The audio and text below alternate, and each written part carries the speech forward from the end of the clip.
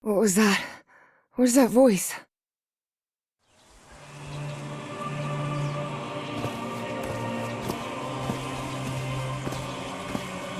This is the story of a young girl. A girl who had strange and disturbing dreams. I know this place. I've been here before. This is the ancient stone city amidst the jungle.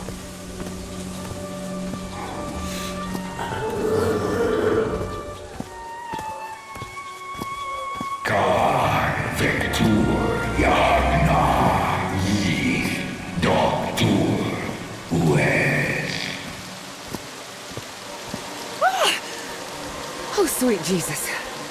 Okay, ignore him. Just ignore him. He's not gonna hurt you. Just keep going.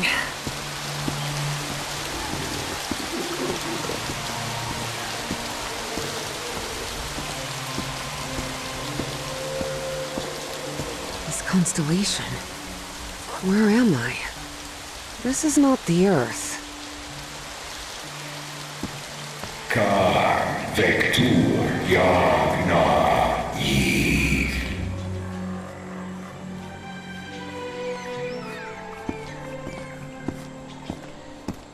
Kan Vector Yagna Yith.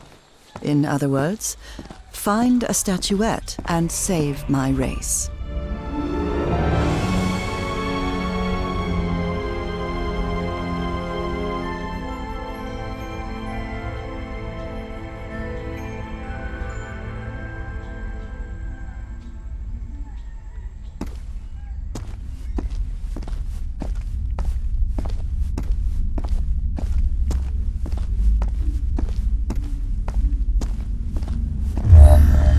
The statuette!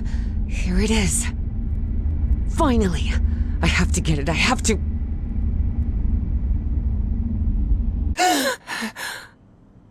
This is the story of Evie Drayton. Quick. Before I forget. Where did I put my notebook? I have to write everything down. Looking for answers was part of Evie's observant nature and analytical mind. Her recurrent dreams began shortly after a period in 1956, when she'd completely lost consciousness. Uncle Mo showed me a trick or two when I would help him in the motor. I couldn't leave my science fiction book collection in Benoit.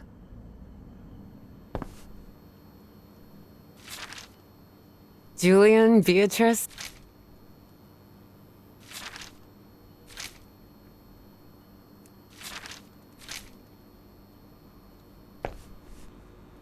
Oh, here it is. Evie's Nightmare Journal. Evie was worried that someone might read it. The Hydrangea Foundation took care of the insurance payout for Dad's accident.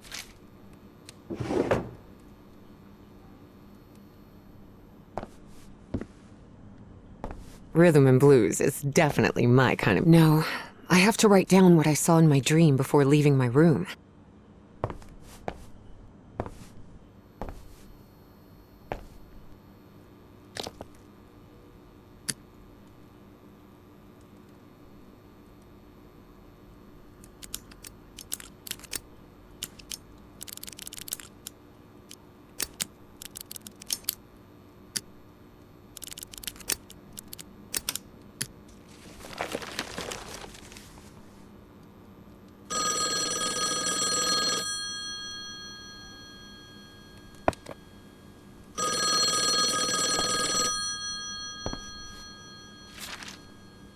I've always been a good student. During my amnesia...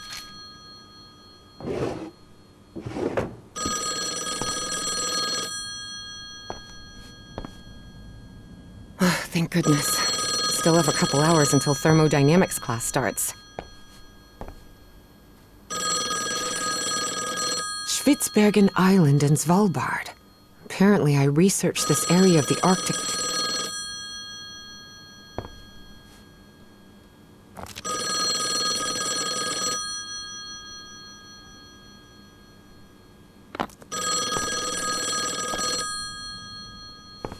No.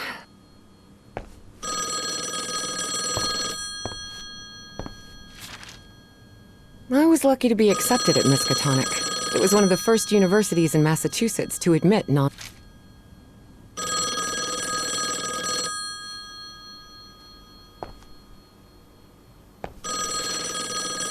Was scary.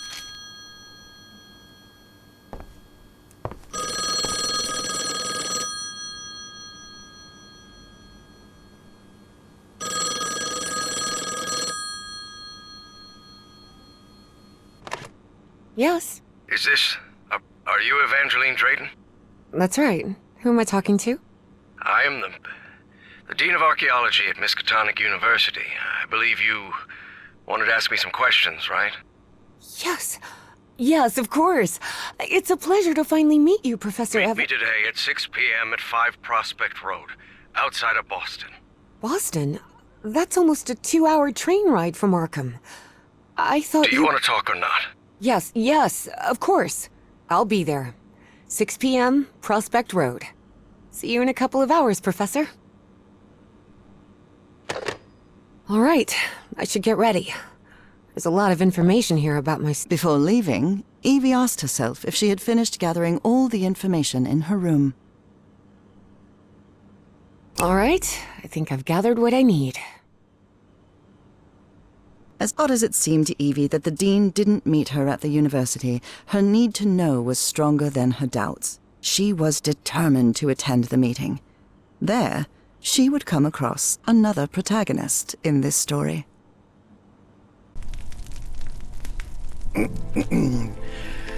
So, you have finally decided to talk to that young lady, Professor. Yes. Acknowledging responsibility for our previous mistakes is vital to moving forward. You've taken a crucial step in... Listen, there's no need for us to talk, Doctor. The only reason I let you into my house is because you insisted it was necessary to prescribe my medication. This is also the story of a sad, guilt-ridden, and lonely man. This is the story of my husband, Professor Harry Everhart. Yes, I know well enough that discussing the effectiveness of our therapy sessions with you is futile. But you need to understand that therapy is just a part of the whole treatment.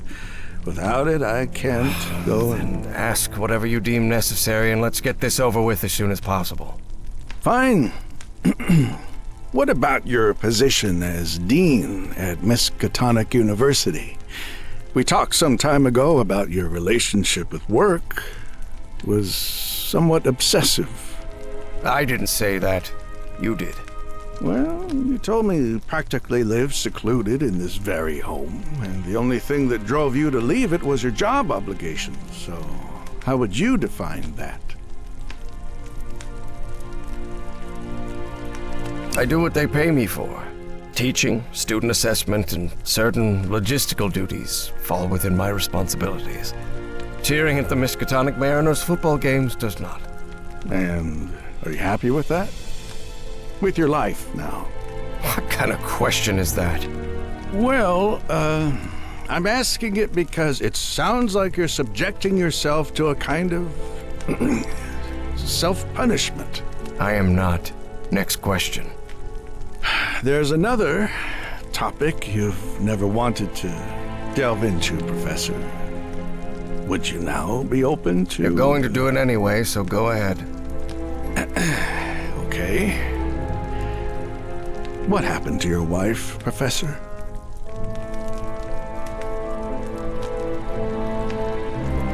She left home and never returned.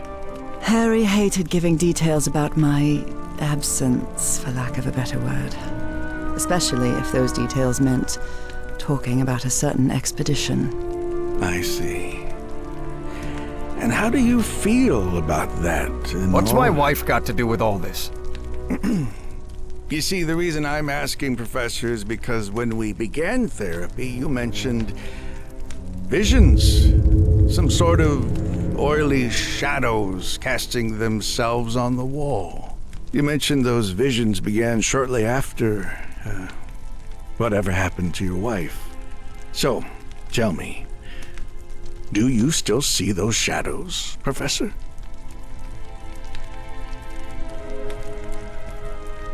No, not since I started taking the medication at least.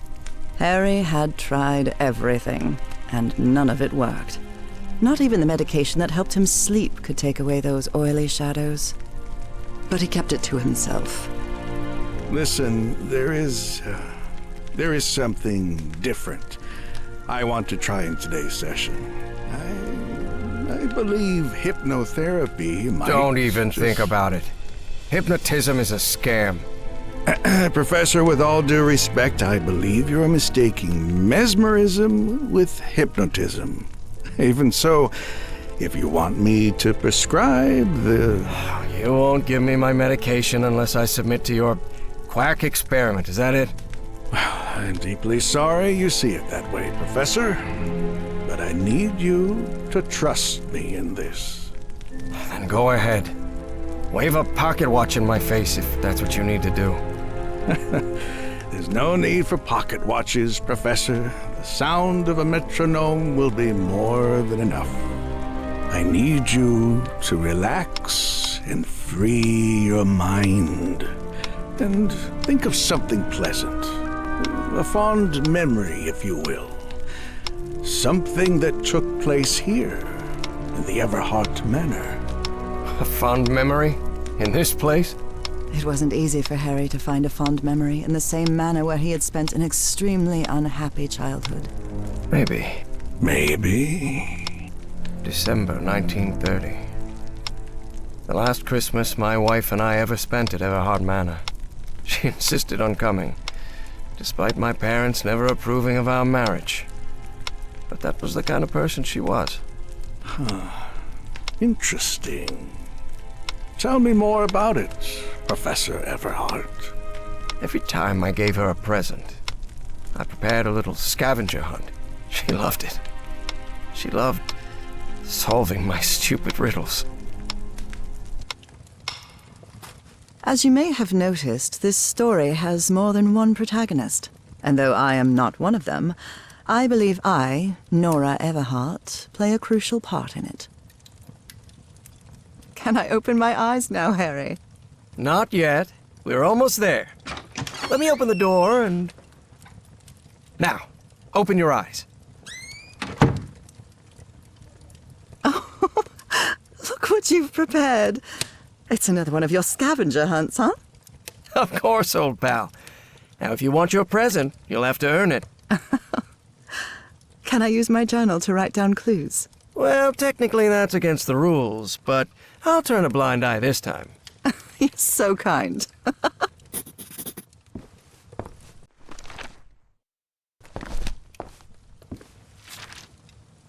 A new decade.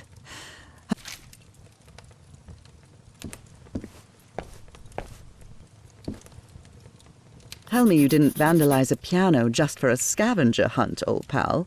Wait. There's something wrong in this memory. This wasn't... Ignore it. Focus on that moment. Your wife. That happy memory. What are you up to now? I'm seeing those oily shadows in here. Why am I seeing those shadows? Focus, Professor. Keep remembering.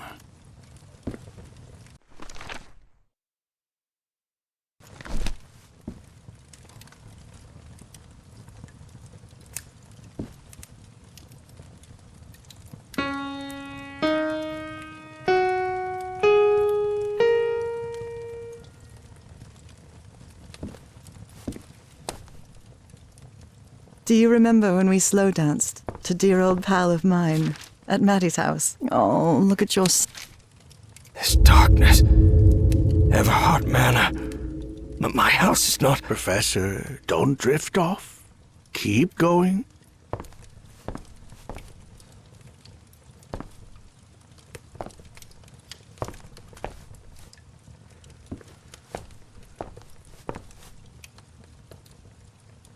I wonder what my darling husband is keeping locked up in here. You'll have to put that brain of yours to work to find it.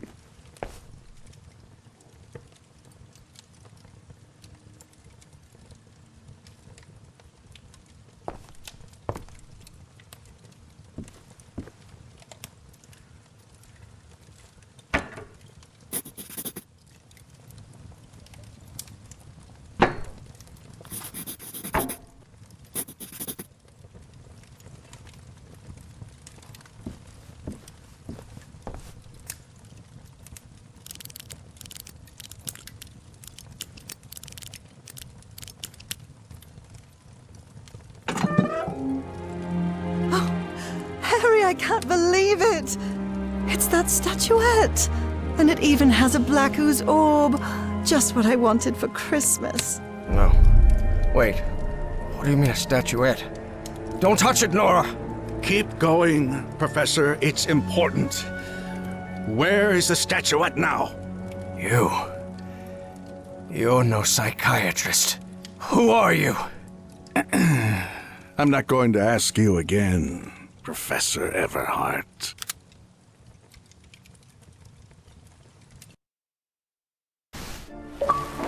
Shortly after Harry's peculiar hypnosis session, Evie finally arrived at Everhart Manor.